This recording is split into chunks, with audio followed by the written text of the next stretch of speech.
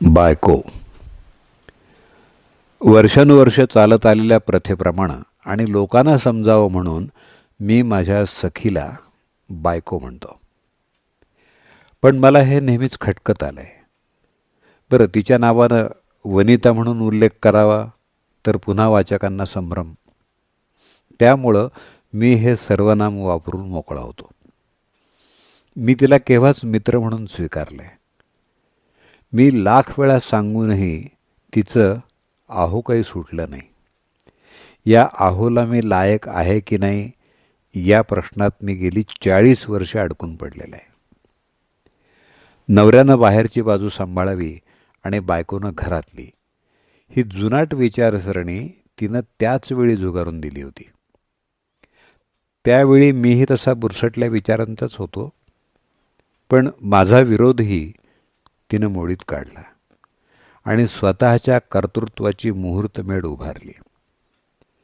नंतर तिचा आलेख इतका उंचावत गेला की माझ्या डोक्यावरची नसलेली टोपी खाली पडायची वेळ आली. वनिता. उंचपुरं व्यक्तिमत्व, कमानदार भुयांखालच्या टपोऱ्या डोळ्यात एकाच वेळी करारी, सोज्वळ, आपलेपणा आणि भोळेपणा हे भाव साचलेले.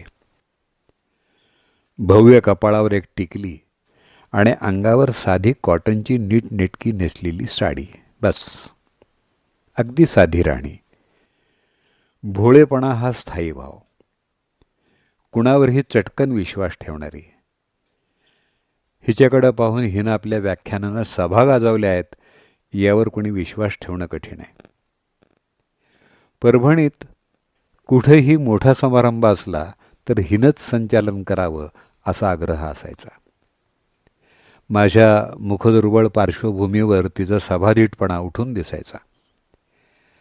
तसं पाहायला गेलं तर आमची दोघांची व्यक्तिमत्व भिन्न होती. तिला साधी राणी पसंत तर मला छान शोकीनं राहायला आवडतं. ती विचारी तर मी जाऊ द्या. ती देवभोळी तर मी पुन्हा जाऊ द्या. ती संयमी तर मी अजून एकदा जाऊ द्या.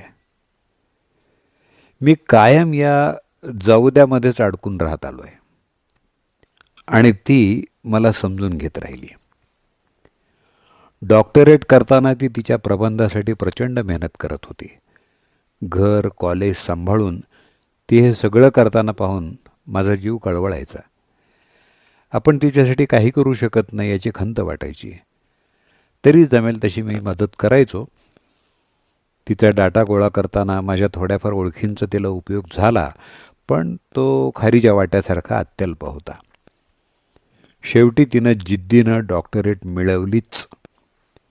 करिअर कसं करावं याचा माझ्यापुरता का होईना तिनं आदर्श घालून दिला. म्या पामराच्या ते शक्तीबाहेरचं होतं, त्यामुळं मी जळात असूनही कोरडा राहून गेलो. तिचा विषय समाजशास्त्र आणि ती समाजकारणात नेहमीच सक्रिय राहिली.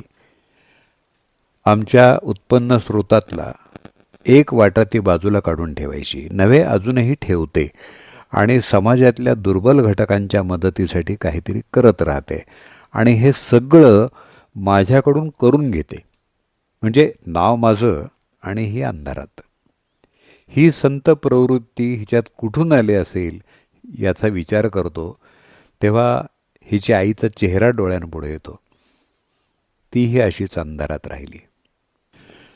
डॉक्टर वनिता उदगीरकर हे व्यक्तिमत्व 4-5 पॅरेग्राफमध्ये मावणारं व्यक्तिमत्व नाही. यासाठी एखाद्या प्रबंधाचीच तयारी करायला हवी. तो तर पुढं मागं मी लिहीनच, त्याची ही प्रस्तावना आहे असं समजा. हे बायकोचं कौतुक म्हणून लिहिलं नाही, तर परस्थपणे एका विदुषीचा घेतलेला त्रोटक आढावा आहे. माझ्या जीवनसंगिनीचा या उतारवयात व्यक्त केलेला कृतज्ञ भाव आहे.